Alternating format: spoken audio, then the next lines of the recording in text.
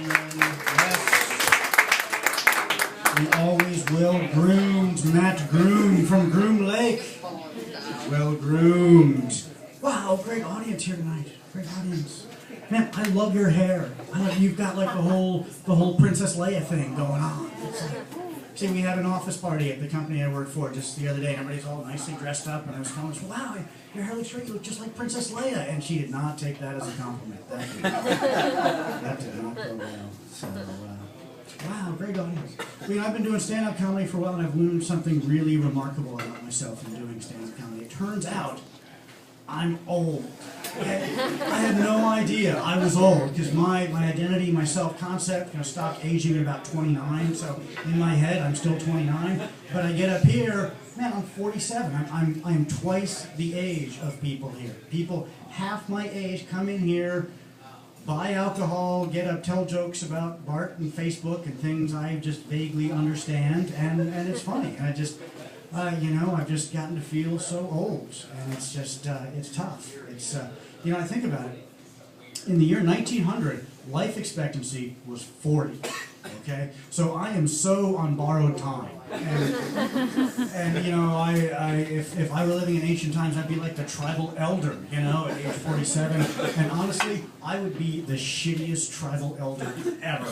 Okay, of all the jobs I might be qualified for, everybody from the tribe would come to me in times of crisis, and they're like, tribal elder, what should we do? And I'm like, well, it's kind of like that Star Trek episode where Captain Kirk and Mr. Spock, and everybody in the village is like, not another fucking story about Spock. Did the tribal elder watch nothing else besides Star Trek while he was growing up? So it's tough. And the amazing thing about getting old, it's kind of cool, is that a lot of companies are trying to market to you, especially the pharmaceutical companies. If you think about it, when it comes to the stuff that kills you, cancer, heart disease, we don't have any good drugs for that. Okay, as a society, that's not been our focus. Our focus has been on, drugs for impotence and hair loss and stuff. That we got covered. We got lots of drugs for that. So it turns out if you're taking a drug for cancer and you don't survive, you pass away, you know what the drug companies call you? A bad customer.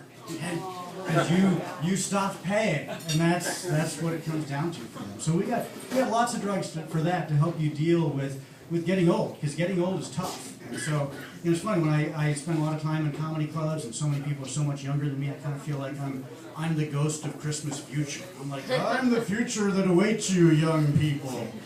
And it's tough, because I can tell you, when you get to be my age, you don't eat a pizza anymore. You have a slice of pizza, and you better have it for lunch. Otherwise, you're up all night. And there are some things that are better. Some things get a little cheaper, because when you get to be my age, getting hammered means 1 glass of wine and 1 Tylenol PM. So that is way cheaper than what you're doing now. And, but I think the hardest part of getting old is just the disillusionment. I mean, things that seem like such a big accomplishment as you get older really aren't anymore. So it's like I had things that I used to be proud of. I went to Harvard years ago. I have a PhD in social psychology from Harvard, and I used to be really proud of that. And I can tell you, if you're a kid and you're growing up and you're thinking about colleges, you think, wow, Harvard or Yale.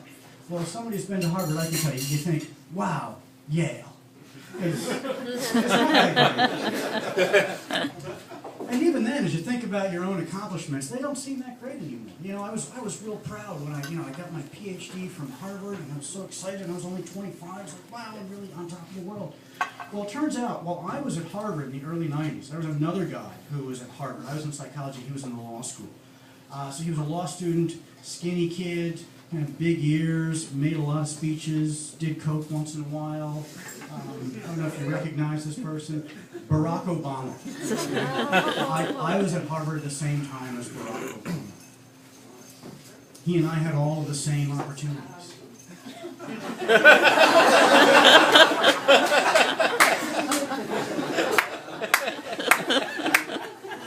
Well, how many fucking wrong turns have I taken? This guy's got his finger on the button. 8% unemployment. He gets a second term, even though we're up against the fiscal cliff. I'm telling bad jokes in a fucking basement.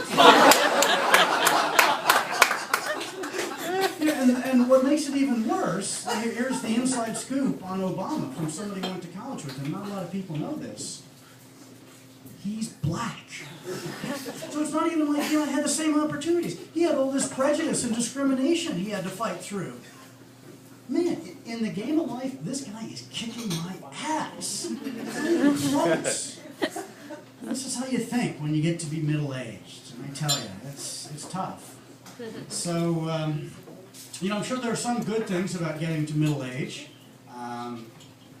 None of them immediately coming to mind, of course. Let's see. What else do you young people have to look forward to? Disease.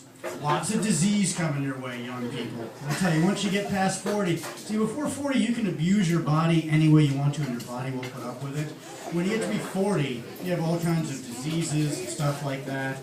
It's, like for me, I have Crohn's disease and a severe allergy to crab. My wife, who's here tonight, she has celiac. She can't have gluten. My son, he's 9. He has all kinds of nut allergies and all kinds of stuff. So we're a real treat to go out to dinner with. And the other night we go to a restaurant and there's an item on the menu. It is crab cakes encrusted with pecans and breadcrumbs.